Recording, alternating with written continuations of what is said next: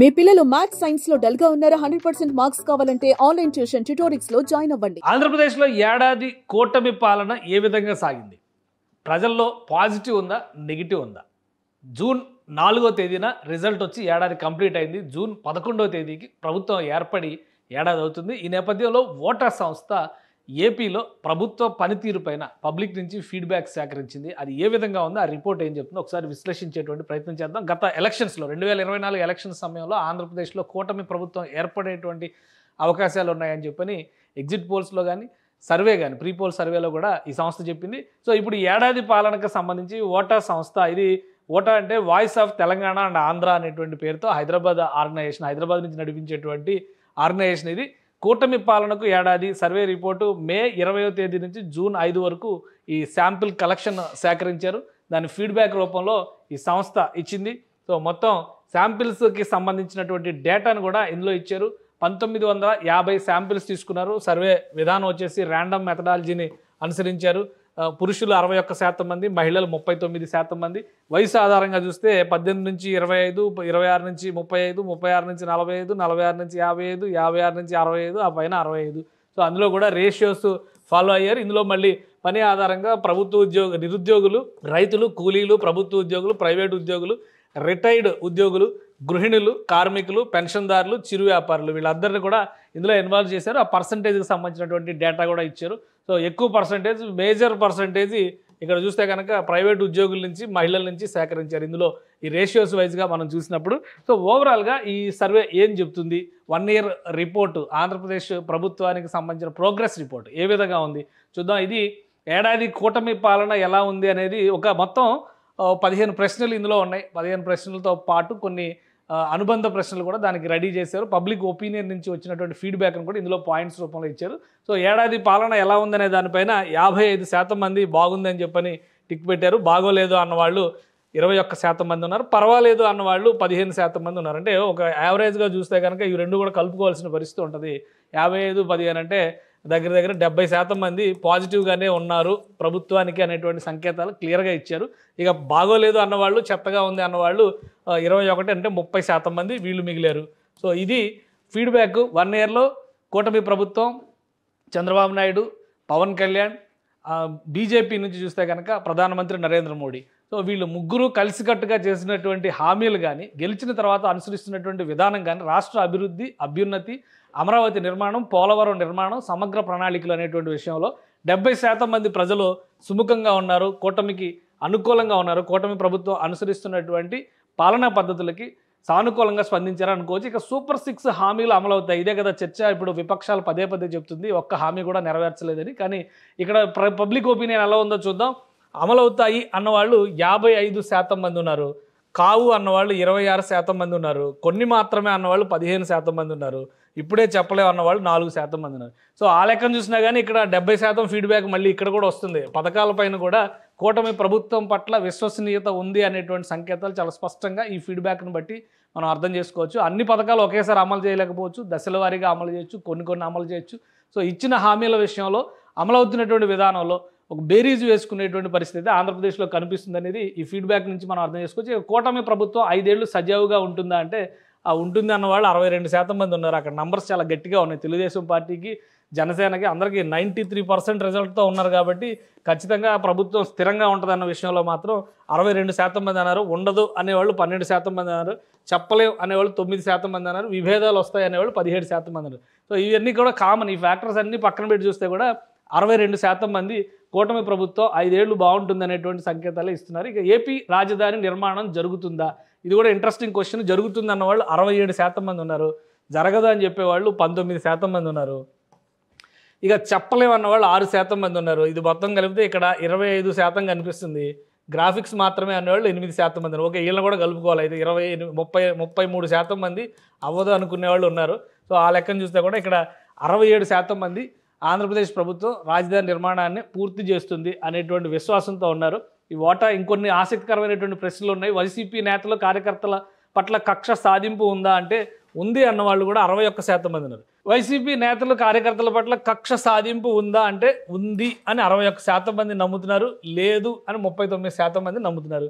So ప్రభుత్వం ఇప్పటికే కొన్ని నిర్ణయాలు తీసుకునేటువంటి క్రమంలో చాలా జాప్యం వహిస్తుంది. ముఖ్యంగా విపక్షం చేసేటువంటి కొన్ని విషయాల్లో తప్పుడు ప్రచారం కావచ్చు, అవాంఛిత వ్యాఖ్యలు కావచ్చు, తొందరపాటుతో చేసేటువంటి దురుసు ప్రవర్తనలు కావచ్చు, వీటిని నివారించడంలో కూటమి ప్రభుత్వం పైన సొంత పార్టీ కార్యకర్తల నాయకులే విమర్శలు చేస్తున్నారు. కానీ ప్రజల్లో వచ్చినటువంటి ఫీడ్బ్యాక్ ప్రకారం మాత్రం 61% మంది వేధింపులకు గురి చేస్తున్నారు విపక్ష నేతల్ని అనేటువంటి అభిప్రాయాలు ఉన్నారంటే కొంచెం ప్రభుత్వం ఇది ఆలోచించాల్సినటువంటి అంశంగానే చూడాలి. ఇక ఆరోది కూటమి వల్ల ఏపీ భవిష్యత్ ముఖ చిత్రం మారుతుందా అంటే అవును అన్నవాళ్ళు 23% మంది, కొంత మేరకు అన్నవాళ్ళు 45% మంది, కాదు అన్నవాళ్ళు 22% మంది ఉన్నారు, చెప్పలేము అన్నవాళ్ళు 10% మంది ఉన్నారు.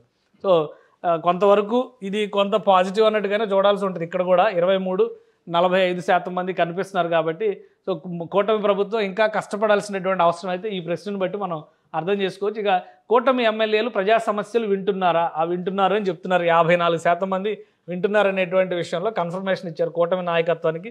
కొంతమేరకు అన్నవాళ్ళు 18% మంది ఉన్నారు, 28% మంది అసలు వినడం లేదని చెప్తున్నారు.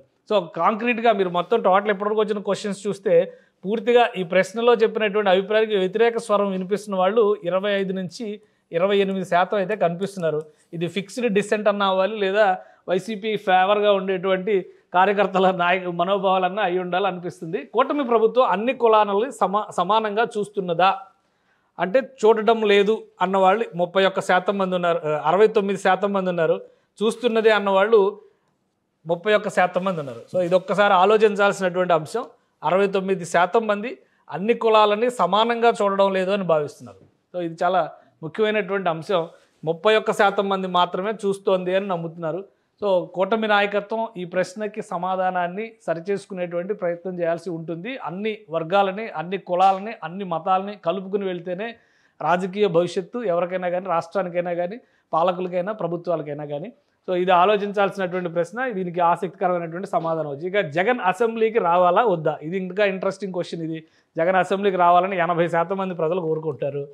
జగన్ అవసరం లేదని 20% మంది అంటారు. ఇక 20%లో మాత్రం హార్డ్ కోర్ వైసీపీ ఉందని అనిపిస్తుంది ఇక్కడ చూస్తే డేటా.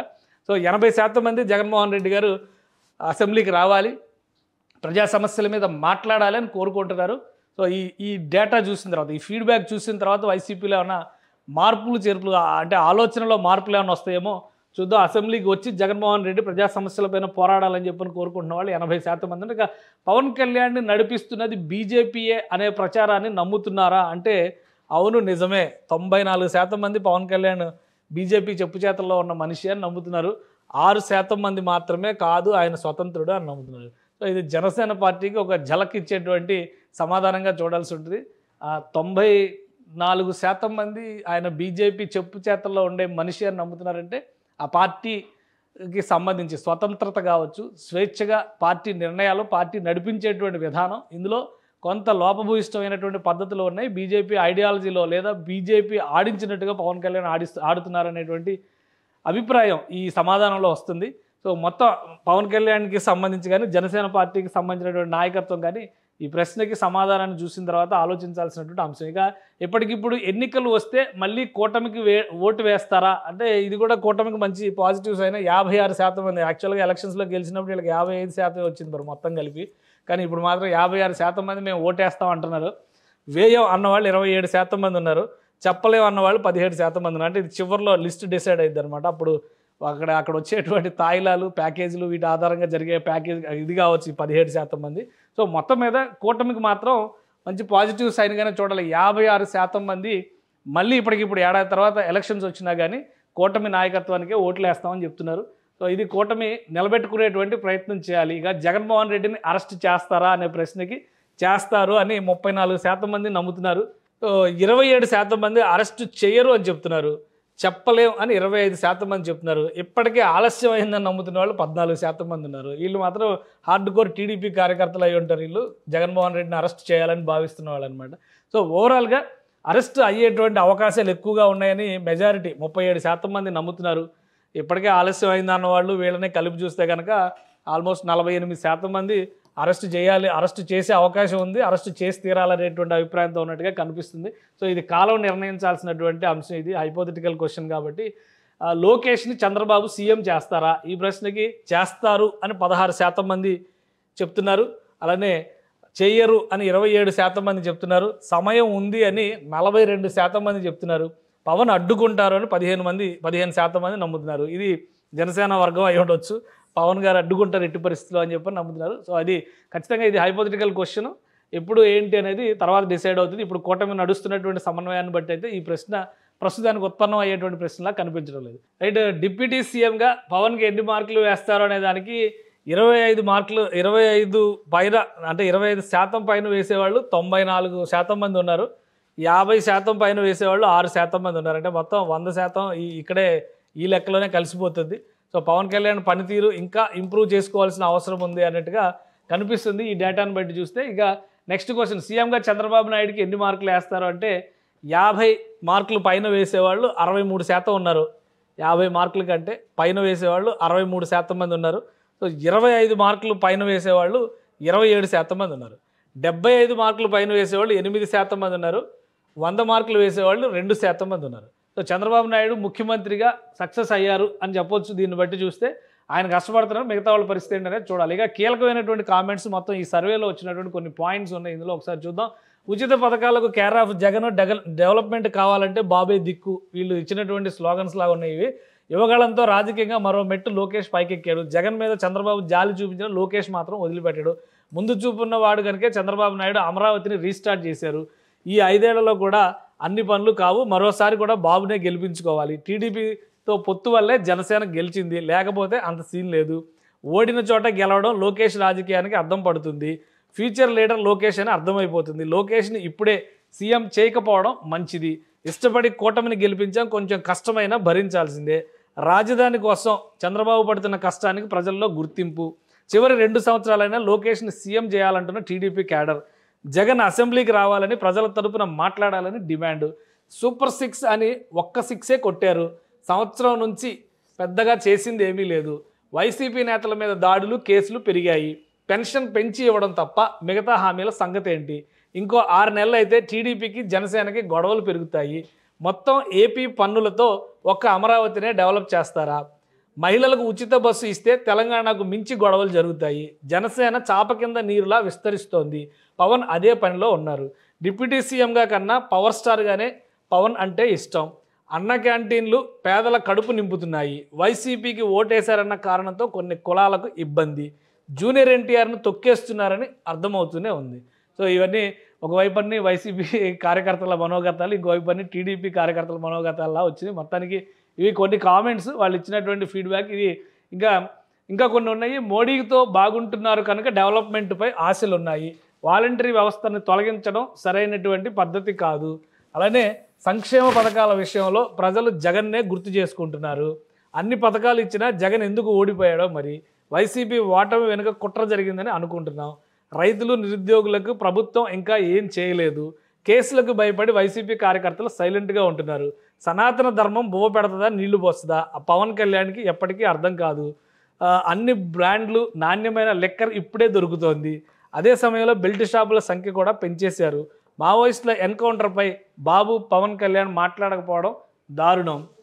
కడపలో మహానాడు పెట్టడం జగన్ పుండు మీద కారం లాంటిదే. జగన్ పథకాలు కొనసాగకపోవడం ప్రజలకు నష్టమే కదా. ఏపీలో బీజేపీ నాయకుల కంటే కేఏ పాల్ బెటర్. ఇది మరి దారుణమైన స్టేట్మెంట్ ఇది. రోడ్ల విషయంలో కొంత కదలిక వచ్చింది కానీ సరిపోదు. కింద కులాలకు మేలు జరిగే పనులు కూటమి చేయడం లేదు. ఇచ్చిన హామీలు అమలు చేయకపోతే మళ్ళీ వచ్చే ప్రభుత్వం జగన్దే. వచ్చే ఎన్నికల నాటికి బీజేపీ, జనసేన కలిసి టీడీపీకి హ్యాండ్ ఇస్తాయి. నడిబొడ్డున ఉన్న ప్రకాశం జిల్లాను కాదని ఆ గుంటూరులో రాజధాని ఎందుకు? ఇవన్నీ పర్సనల్ కామెంట్స్లా ఉన్నాయి. అమరావతిలో రాజధాని అనేది చంద్రబాబు తొత్తుల కోసమే. నాయకుల స్వార్థం చూస్తుంటే రాష్ట్రం విడిపోవడమే బాగు అనిపిస్తుంది. అంటే ఇంకోసారి విడిపోవాలన్నా వీళ్ళ కోరిక. డబ్బులు లేవు, అప్పులు చేసి ఉచితాలు ఇవ్వాల్సిందే బాబు గారు, చెప్పినవన్నీ చేస్తే 20 ఏళ్ళు టీడీపీదే అధికారం. సో ఇవన్నీ కూడా కొన్ని పర్సనల్ కామెంట్స్ కూడా ఉన్నాయి. అన్నీ అథెంటిక్ అనుకోవడానికి ఏమీ ఇది లేదు. కానీ ఒక గుడ్ థింగ్ ఏంటంటే ఓవరాల్ ఫీడ్బ్యాక్ ఏడాది పరిపాలన మీద వైసీపీ నాయకులు చేస్తున్నంత రాద్ధాంతానికి తగినట్టుగా ప్రజా వ్యతిరేకత అయితే లేదు. వ్యక్తిగతంగా ఒకరికి ఇష్టమైన వాళ్ళు ఉండొచ్చు, ఇంకొకరికి ఇష్టం లేని వాళ్ళు ఉండొచ్చు. పవన్ కళ్యాణ్ని కొందరు అభిమానించవచ్చు, చంద్రబాబు నాయుడుని ఇంకొందరు అభిమానించవచ్చు, లోకేష్ గారిని ఇంకొందరు అభిమానించవచ్చు. కానీ పనితీరు విషయంలో మాత్రం ఓవరాల్గా కూటమి ప్రభుత్వానికి మంచి మార్కులు పడ్డాయి. ప్రధానమంత్రి సపోర్టు ఖచ్చితంగా ఉంది. బీజేపీ నాయకులకి, రాష్ట్ర నాయకత్వానికి బీజేపీలో అంత సీన్ లేదు అనేటువంటి ఫీడ్బ్యాక్లు ఇచ్చినప్పటికి కూడా ప్రధానమంత్రి వలన ఆంధ్రప్రదేశ్కి ప్రయోజనం జరుగుతుంది అంటే అది బీజేపీ వలన వచ్చేటువంటి ప్రయోజనంగానే చూడాల్సి ఉంటుంది. సో మొత్తంగా కలిపి చూస్తే ఏంటంటే బీజేపీ, తెలుగుదేశం, జనసేన 3 పార్టీల కలయిక వలన రాష్ట్రానికి మేలు జరుగుతుందని నమ్మేవాళ్ళు ఎక్కువగా కనిపిస్తున్నారు. ఏడాది పరిపాలన విషయంలో కూడా ఆ సమన్వయం సాధించడంలో సక్సెస్ అయ్యారు. కాకపోతే సంక్షేమ పథకాలు అనేటువంటి అంటే ఇప్పుడు ఈ సూపర్ 6 అని చెప్పినటువంటి పథకాలని ఎప్పటిలోగా అమలు చేస్తారు, ఎలా అమలు చేస్తారు, దానికి సంబంధించి ఒక రోడ్ మ్యాప్ రెడీ చేసుకోవాల్సినటువంటి అవసరం అయితే కూటమి నాయకత్వానికి కనిపిస్తుంది. ఈ 5 ఏళ్లలో చేయబోయేటువంటి అభివృద్ధి రాబోయేటువంటి 5 ఏళ్లకి ఎన్నికలకి ప్రాతిపదిక అయ్యేటువంటి సంకేతాలు అయితే ఉన్నాయని క్లియర్గా ఈ ఓటా సర్వే రిపోర్టు తేల్చి చెబుతుంది. సో కూటమి నాయకత్వం ఆలోచించుకోవాల్సినటువంటి అంశం ప్రస్తుతానికి ప్రజలైతే అనుకూలంగా ఉన్నారు, కష్టపడుతున్నారు, డెవలప్ చేసేటువంటి ప్రయత్నాలు జరుగుతున్నాయని ముఖ్యమంత్రి చంద్రబాబు నాయుడు పైన అయితే ఆశలు పెట్టుకున్నారనే సంకేతాలు చాలా స్పష్టంగా కనిపిస్తున్నాయి. సో రాబోయే రోజుల్లో కూటమి నాయకత్వం మరింత సమర్థంగా పనిచేస్తే కనుక ఇదే టెంపో కొనసాగిస్తే ఇంకొక 3 ఏళ్ళు ఖచ్చితంగా మళ్ళీ అధికారంలోకి రావచ్చు. లేదు మళ్ళీ సంక్షేమాన్ని గాలికి వదిలేశారు, అభివృద్ధి పేరుతో అమరావతిని పట్టుకున్నారనేటువంటి విమర్శలు కనుక ఎదురైతే ఇబ్బందికరమైన పరిస్థితులు ఖచ్చితంగా వస్తాయి. కానీ ఇందులో కొన్ని ఆసక్తికరమైనటువంటి ప్రశ్నలు ఉన్నాయి. అవి ఇప్పుడు హైపోథెటికల్గా అనిపించినప్పటికీ కూడా భవిష్యత్తును నిర్ణయించేటువంటి అంశాలు అందులో ఉన్నాయి. ప్రధానంగా పవన్ కళ్యాణ్ పనితీరు, నారా లోకేష్ పనితీరుని దశల వారీగా ప్రజలు అంచనా వేసుకుంటున్నారు, రెండింటిని బేరీజు వేసుకుని కూడా చూసుకుంటున్నారు. సో రాబోయేటువంటి రోజుల్లో రాజకీయ పరిణామాలకి ఈ ఆలోచన విధానం ఒక ప్రాతిపదిక అయ్యేటువంటి అవకాశం ఉంటుంది. ప్రస్తుతానికి కూటమి ప్రభుత్వానికి మంచి మార్కులు వచ్చినట్టుగానే ఈ ప్రోగ్రెస్ రిపోర్ట్ను బట్టి మనం అర్థం చేసుకోవచ్చు. సుమన్ టీవీలో మీ పర్సనల్ అండ్ బిజినెస్ ప్రమోషన్స్ కోసం కింది నెంబర్కి కాంటాక్ట్ చేయండి.